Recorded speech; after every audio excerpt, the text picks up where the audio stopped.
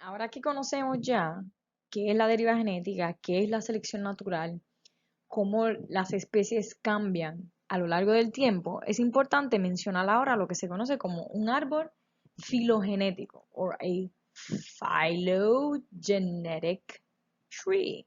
¿Ok? Esto no es un árbol genealógico en el sentido de que no estamos hablando de familiares, pero es similar en el sentido de que si vamos a estar hablando de la relación entre las diferentes especies, los diferentes organismos.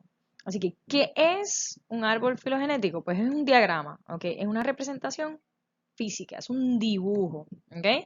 ¿Y qué va a representar? Va a representar la relación evolutiva que van a tener las diferentes especies, ¿ok? Así que, ¿cómo ellas se van a relacionar? Este dibujo que ven a la parte de abajo, está aquí, lo hizo Darwin, ¿ok? Literalmente él lo hizo a mano y salió de su libro del origen de las especies de 1859. Y básicamente lo que quiso explicar es que miremos la relación entre las especies como un árbol, ¿ok? En donde tenemos, ¿ok? En la base de este árbol una especie en común, una especie que tiene características similares. Así que mientras más abajo yo me voy en el árbol, más distantes se van a encontrar las especies. O sea que esta especie que está aquí en la parte de arriba es bien diferente a esta especie que está a la parte de abajo. Pero esta es bien similar a esta que está aquí, cerca de él. ¿Ok? Así que un árbol, como los que nosotros vemos hoy día, también se le caen las ramas. Cada rama de este árbol va a representar una especie. E igual que a un árbol también se le caen las ramas, pues hay especies que se extinguen. Por eso es que se utiliza la analogía of a tree. ¿Ok? Porque le crecen nuevas ramas, se le caen ramas viejas. Así que el patrón de este árbol va a representar o it's going to reflect, ¿ok? Cómo las especies evolucionan de ancestros comunes, ¿ok? Recuerden que Darwin creía que las especies tenían ancestros en comunes y que a, a través de la mutación y la selección natural, aquellas que tienen características favorables son las que sobreviven, mientras las otras no. Así que según Darwin y según los árboles filogenéticos, las especies que más se parece tienen un ancestro en común, o a common ancestor, que es bien reciente. ¿Ok?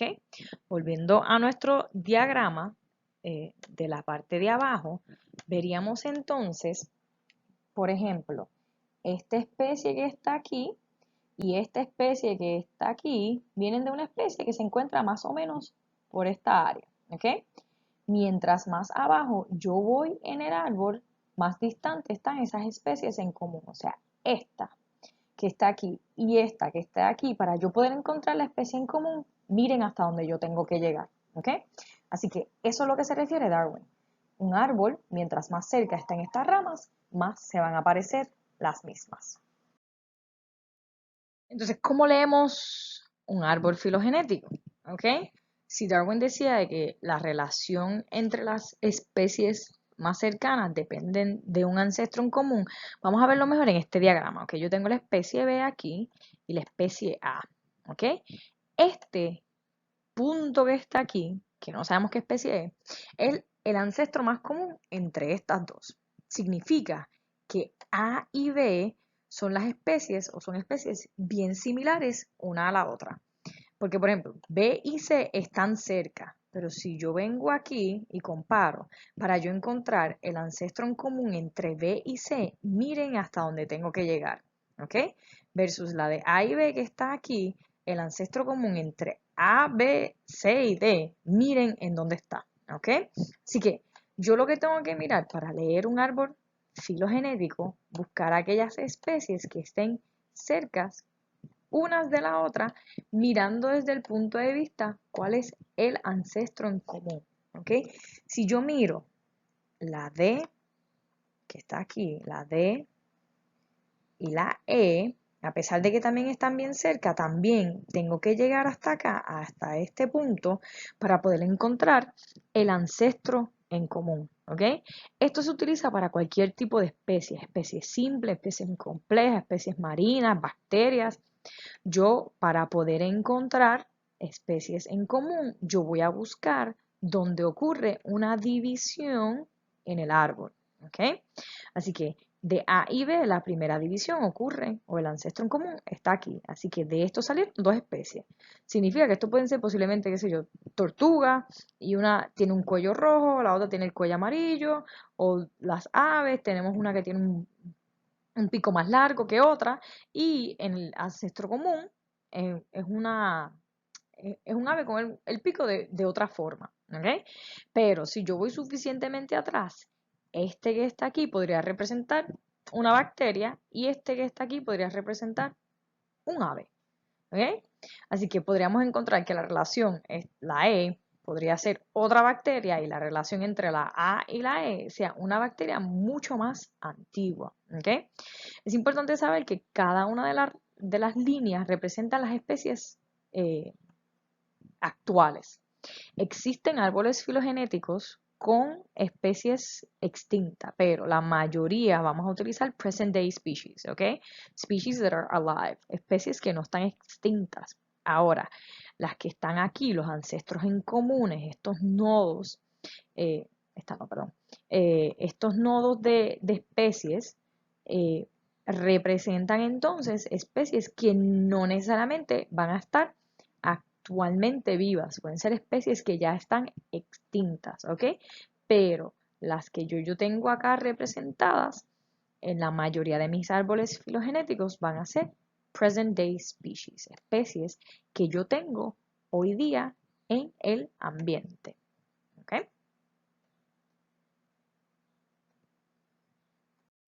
Miren entonces ahora un ejemplo que no es ambiguo con nombres de especies, sino que ahora realmente tenemos, o sea, letras de especies, sino realmente tenemos especies, ¿ok? Así que podemos ver, por ejemplo, que aquí tenemos los tiburones en esta esquina y entonces tenemos los dinosaurios y las aves. Son especies totalmente diferentes, que tú dices, wow, estos son bien diferentes, no tienen nada en común, pero we can find a common ancestor y podemos encontrar de que estas especies vinieron de una especie que tenía vértebras, ¿ok? Y la relación entre los tiburones y los dinosaurios y las aves es una especie que en algún momento se encontró que tenía vértebras, ¿ok? Así que están lejos la una de la otra, pero sí podemos encontrar una especie que las une. Podemos ver entonces que los anfibios son de los animales terrestres más similares a los peces. ¿Por qué? Porque están bien cerca en el árbol filogenético y podemos ver que las especies en común entre esas tres van a estar aquí. Y yo puedo ver de que, perdón, de que las características que las unen son más que que los separan. Ahora, podemos entonces también observar, aquí hay características, el pelo, sabemos que son características que van a separar a los mamíferos de las demás especies. Así que el primer ancestro en común con pelo separó a estas de las demás. ¿Okay? Así que como pueden ver, mientras más cerca estén y más cerca esté el ancestro en común de las diferentes especies, por ejemplo, aquí tenemos que los anfibios, perdón, los reptiles, o sea, que son los cocodrilos, las aves y los mamíferos, son bien similares entre sí y las aves, las peces, perdón, y los anfibios son bien similares entre sí porque van a tener ancestros en comunes más cercanos y son unidos por diferentes características. Así que así es como nosotros leemos un árbol filogenético. De una manera mucho más genérica, ¿ok?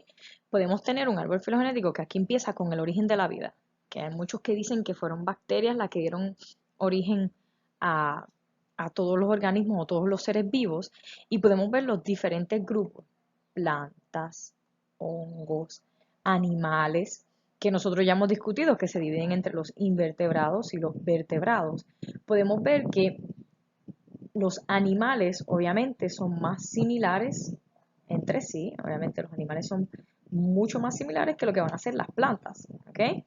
Y el ancestro en común lo vamos a encontrar acá bien, bien lejos, porque son organismos que son bien diferentes entre sí, en el hecho de que las plantas producen su propio alimento, son autótrofos, versus nosotros los animales que somos heterótrofos, ¿ok?